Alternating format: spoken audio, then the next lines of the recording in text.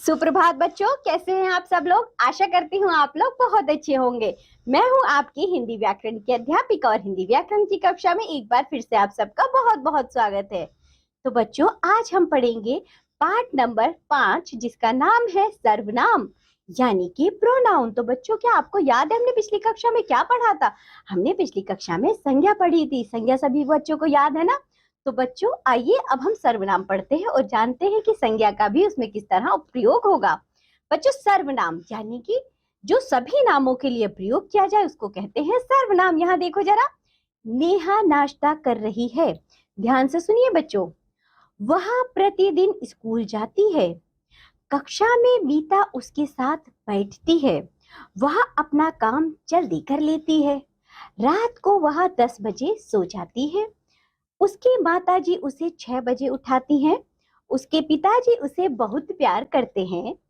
नेहा संज्ञा शब्द है। तो बच्चों, जो नाम है नेहा वह संज्ञा शब्द है। कैसे पता चला? क्योंकि हम जानते हैं जो नाम होते हैं बच्चों वह सभी क्या होती हैं? संज्ञा होती हैं। यानी कि नेहा जो है वह संज्ञा है। ठीक, उसके नाम के स्थान पर यानी कि नेहा के नाम के स्थान पर जो जो शब्दों का प्रयोग किया गया है, जैसे बच्चों वह, उसके, अपना, उसे आदि शब्दों का प्रयोग किया गया है जो कि सर्वनाम कहलाता है। अतः हम कह सकते हैं कि किसी संज्ञा के स्थान पर प्रयुक्त होने वाले पद सर्वनाम कहलाते हैं। जैसे वह, उसके, उसकी, उसे आदि। तो बच्चों, सर्वनाम क्या होते हैं? जो संज्ञा शब्दों के स्थान पर प्रयोग किए जाते हैं उसे हम सर्वनाम कहते हैं। अच्छा बच्चों, मुझे ये बताओ ऐसे सर्वनामों की क्या आवश्यकता हो गई? अगर मैं इस अनुच्छेद को, इस पैरा को इस तरह पढूं, नेहा नाश्ता कर रही है, नेहा प्रतिदिन स्कूल जाती है, कक्षा में मीता उसके नेहा के साथ बैठती है, नेहा अपना काम जल्दी कर लेती है, रात को नेहा 10 बजे सो जाती है, नेहा की माताजी उसे 6 बजे उठाती है, नेहा के पिताजी से बहुत प्यार करते, नेहा के पिताजी नेहा को बहुत प्यार करते। तो बच्चों, क्या आपको सुनने में अच्छा लग रहा है? बातें तो मैंने सारी वही कही ना, लेकिन नेहा नेहा नेहा आपको सिर्फ एक ही शब्द पर ध्यान जा रहा है। यदि मैंने इस पहरे को बच्चों जो नेहा नेहा नेहा यानी कि शब्दों की पुनरावृत्ति ना हो, वही शब्द संज्ञा शब्द बार बार हम ना दोहराए, हमारी भाषा भी अच्छी लगे, हमारी भाषा बच्चों सुंदर भी लगे, रोचक भी लगे, प्रभावशाली भी लगे, इसलिए हम सर्वनामों का प्रयोग करते हैं और सर्वनाम हमारी भाषा के लिए बहुत ही आवश्यक होते हैं। तो चलिए अब हम आगे सर्वनामों को पढ़ते। सर्वनाम समझ में आया बच्चों, कहाँ प्रयोग होते हैं और क्यों होते हैं? Very good. अब हम पढ़ेंगे सर्वनाम के भेद। यहाँ देखो, सर्वनाम के 6 भेद होते हैं। पुरुषवाचक सर्वनाम, निश्चयवाचक सर्वनाम, अनिश्चयवाचक सर्वनाम, संबंधवाचक सर्वनाम, प्रश्नवाचक सर्वनाम, निजवाचक सर्वनाम। सबसे पहले पढ़ेंगे हम पुरुषवाचक सर्वनाम। पहला देखो, जो सर्वनाम शब्द किसी पुरुष के नाम के बदले प्रयोग किए जाते हैं तथा जो बोलने वाले, सुनने वाले या जिसके बारे में कुछ कहा जाए उसका बोध कराते हैं, उन्हें पुरुषवाचक सर्वनाम कहते हैं। पुरुषवाचक सर्वनाम के 3 भेद हैं। कौन कौन से? उत्तम पुरुष, मध्यम पुरुष और अन्य पुरुष। सबसे पहले देखो बच्चों, पुरुषवाचक सर्वनाम क्या होते हैं? क्या समझ में आया आपको? जो किसी पुरुष के नाम के बदले प्रयोग किए जाते हैं उन्हें हम पुरुषवाचक सर्वनाम कहते हैं। पुरुषवाचक सर्वनाम के भी 3 भेद होते हैं, उत्तम पुरुष, मध्यम पुरुष और अन्य पुरुष। इसमें हम पढ़ेंगे सबसे पहले उत्तम पुरुष। उत्तम पुरुष देखो बच्चों क्या होता है? बोलने या लिखने वाला व्यक्ति स्वयं अपने लिए जिन सर्वनामों का प्रयोग करता है उन्हें उत्तम पुरुष सर्वनाम कहते हैं। जैसे मैं, हम, हमारा, मैंने। तो बच्चों, यदि मैं मेरी बात करूंगी, जैसे मैंने कहा मैं ये लिख सकती हूँ, मुझे ये चाहिए, मैं पढ़ सकती हूँ। तो बच्चों, ये जो हम प्रयोग कर रहे हैं, ये जैसे कि हम सब घूमने जाएंगे, हमारा भारत महान, मैंने ये कार्य किया। तो बच्चों, मैं, हम, हमारा, मैंने, जैसे मैं बोल रही इसी तरह बच्चों जो लिखने वाला होता है, जो अपने लिए जिन सर्वनामों का प्रयोग करता है उसे हम कहते हैं उत्तम पुरुष सर्वनाम। ठीक है, चलिए अब इसका दूसरा भेद देखिए। दूसरा है बच्चों मध्यम पुरुष। जो सर्वनाम शब्द जो सुनने या पढ़ने वाले के लिए प्रयोग किए जाते हैं उन्हें मध्यम पुरुष सर्वनाम कहते हैं। जैसे तू, तुम, आप, तुम्हारा। तो बच्चों, मैंने कहा यदि हम जैसे बच्चों मैं मेरी बात नहीं कर रही, सामने वाले की बात कर रही हूँ। तुम कहाँ गए थे, तुम्हारा क्या हाल चाल है, आप कैसे हैं। अच्छा, अपने से छोटे से हम बोल देते हैं ना, चल तू बाहर निकल। तो बच्चों तू, तुम, आप, तुम्हारा, यानी कि सामने वाले से हम बात करते समय जिन सर्वनामों का प्रयोग करते हैं उसे हम मध्यम पुरुष सर्वनाम कहते हैं। याद रहेगा बच्चों। आगे बढ़ते हैं, तीसरा भेद देखिए, अन्य पुरुष। जिन सर्वनाम शब्दों का प्रयोग बोलने वाला या लिखने वाला व्यक्ति किसी अन्य व्यक्ति के लिए करता है वे अन्य पुरुष वाचक सर्वनाम कहलाते हैं। जैसे वह, वे, उस, उन, यह, इस, इन। बच्चों आप इसे ऐसे समझिए, दो व्यक्ति आपस में बात कर रहे हैं, ठीक है।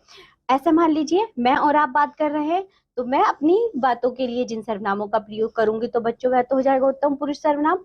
आपके लिए मैं जिन सर्वनामों का प्रयोग करूंगी, जैसे मैंने आपके बोला अभी, तो ये हो जाएगा बच्चों हमारा मध्यम पुरुष सर्वनाम। इसी तरह हम दोनों मिलकर जब किसी अन्य की बात करेंगे, अच्छा हम चलिए दूसरी कक्षा के लोगों की बात करते हैं। वे लोग क्या पढ़ रहे हैं, उनकी कक्षा, वे लोग क्या पढ़ रहे हैं, अच्छा वह कैसा है, आपके मित्र के बारे में पूछ लिया जो कि यहाँ पर नहीं है अभी, वह कैसा है, उसका क्या हुआ, उन, यह, ये। तो बच्चों ये जितने भी सर्वनामों का प्रयोग किया जाता है ये सब हमारे कहलाते हैं अन्य पुरुषवाचक सर्वनाम, ठीक है। तो ये होते हैं बच्चों पुरुषवाचक सर्वनाम, इन्हें आप अच्छे से याद करेंगे। अब हम पढ़ते हैं सर्वनाम का दूसरा भेद, जिसका नाम है निश्चयवाचक सर्वनाम। जैसा बच्चों नाम से ही समझ में आ रहा है, जिन सर्वनाम शब्दों से पास या दूर की किसी वस्तु या व्यक्ति का निश्चयात्मक बोध होता है उन्हें निश्चयवाचक सर्वनाम कहते हैं। जैसे वह जा रहा है, तो बच्चों एकदम कंफर्म है ना, निश्चय से के साथ कह रहे हैं वह जा रहा है। वे मेरी पुस्तकें हैं, मतलब यहाँ बहुत सारी पुस्तकें रखी है मान लो, वे मेरी पुस्तकें हैं। या हम कहें यहाँ मेरी किताब है, वह मेरा घर है। बच्चों हम जा रहे हैं और कह रहे हैं वह मेरा घर है, यह मेरा घर है, ये गाय मेरी है। कुछ भी बोल सकते हैं हम, तो मतलब जिन शब्दों से, जिन सर्वनामों से बच्चों एकदम कंफर्म हो जाए, निश्चय हो जाए, उन्हें कहा जाता है निश्चयवाचक सर्वनाम। तो चलिए अब हम सर्वनाम का तीसरा भेद पढ़ेंगे, जिसका नाम है अनिश्चयवाचक सर्वनाम। जो सर्वनाम शब्द अनिश्चित प्राणी, पदार्थ अथवा वस्तु के बदले प्रयोग किए जाते हैं उन्हें अनिश्चयवाचक सर्वनाम कहते हैं। जैसे कोई, कुछ आदि। बच्चों हम कह सकते हैं गेट के पीछे कोई है, कुछ लोग आ रहे हैं। तो बच्चों जो कुछ है, कोई है, इनसे कुछ निश्चित नहीं हो रहा ना, मतलब कौन आ रहा है, पीछे कौन है, कहाँ है, क्या है, निश्चित नहीं है। तो इसलिए जो कोई, कुछ, मतलब जिन सर्वनामों से यह पता चले कि निश्चित नहीं है उन्हें हम कहते हैं अनिश्चयवाचक सर्वनाम।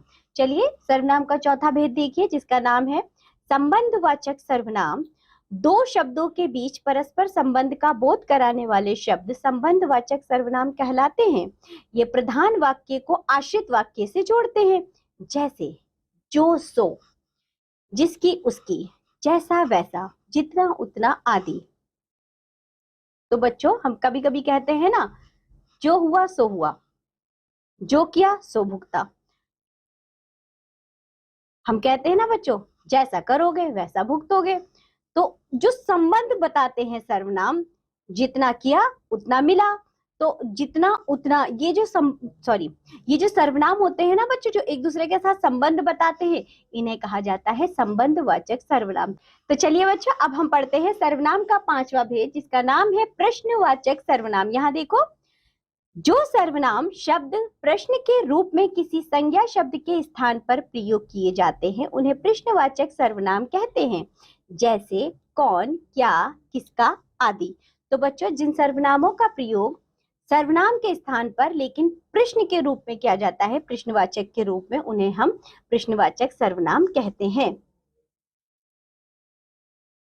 तो बच्चों यहाँ जो कौन होगा वह हमारा प्रश्नवाचक सर्वनाम कहलाएगा। इसी तरह देखिए सर्वनाम का छठा भेद, जिसका नाम है निजवाचक सर्वनाम। जो सर्वनाम शब्द वाक्य के कर्ता के साथ अपनत्व दर्शाने के लिए प्रयोग किए जाते हैं उन्हें निजवाचक सर्वनाम कहते हैं। जैसे स्वयं, अपने आप, खुद, आप आदि।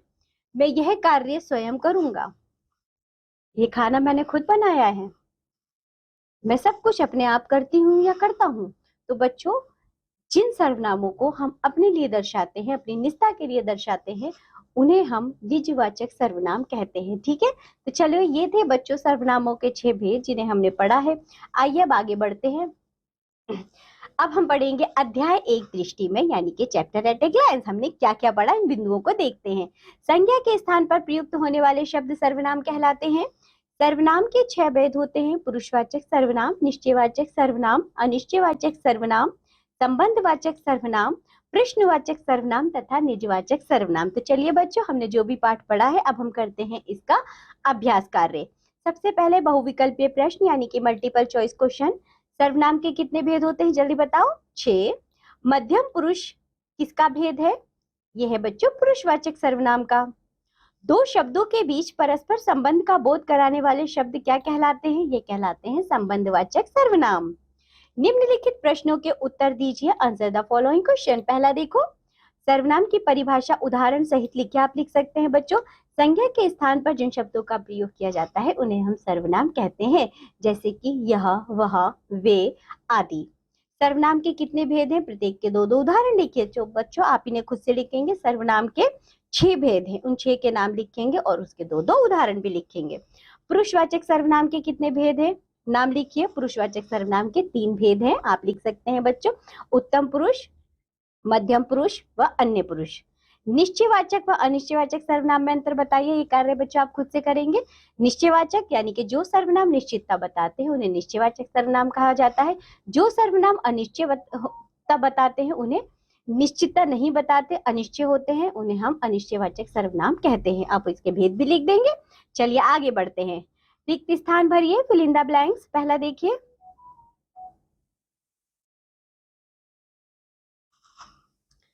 आप आकर मेरी सहायता करें। कहते हो कि मैं बहुत बोलता हूं।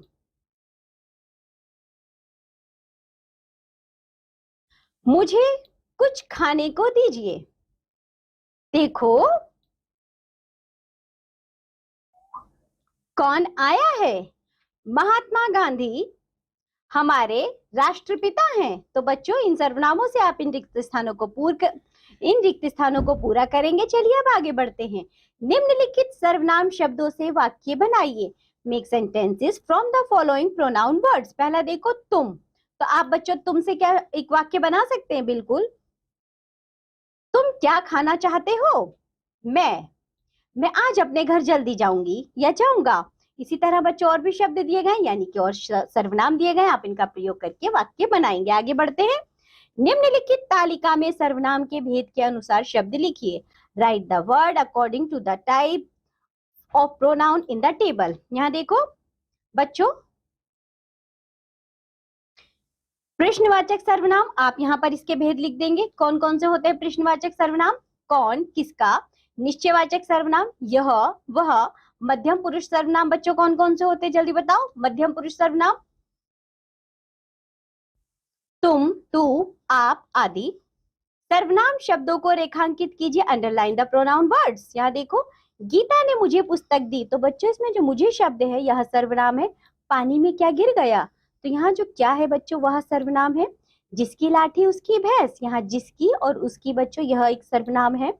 बाजार से कुछ ले आओ, कुछ जो शब्द है यह सर्वनाम है। जिसको आपने बुलाया था वह आ गया, आपने सर्वनाम है, वह भी यहाँ पर सर्वनाम है। दरवाजे पर कौन खटखटा रहा है? तो कौन शब्द जो है बच्चों यहाँ पर सर्वनाम है। चलिए आगे बढ़ते हैं। संध्या की टोकरी में संज्ञा, सर्वनाम, क्रिया एवं विशेषण शब्द मिल गए हैं।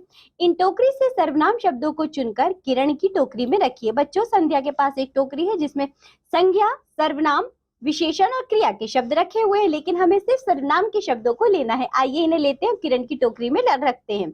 अनाज क्या बच्चों सर्वनाम है? नहीं। फल भी नहीं है। लाल नहीं। देखना नहीं। मैं शब्द है तो आप इसे यहाँ पर रख देंगे किरण की टोकरी में।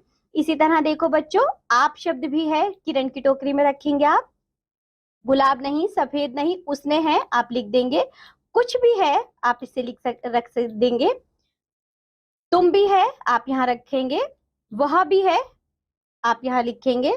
कौन भी है और कुछ भी है। ठीक है, चलिए अब आगे बढ़ते हैं।